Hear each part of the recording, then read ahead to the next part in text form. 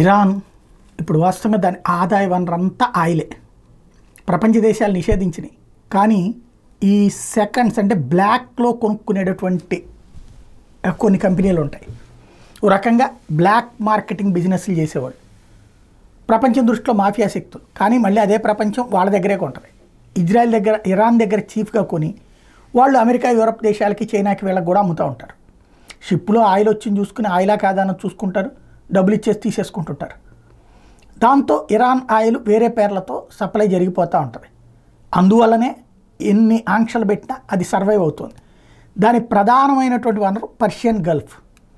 ఇప్పుడు ఆ ఏరియాలో ఇరాన్ సంపూర్ణంగా ఎయిర్ డిఫెన్స్ సిస్టమ్స్ని మోహరించుకుంది, అలాగే తన సైన్యాన్ని మోహరించుకుంది, యాంటీ మిస్సైల్ ప్లాన్స్ చేసుకుంది.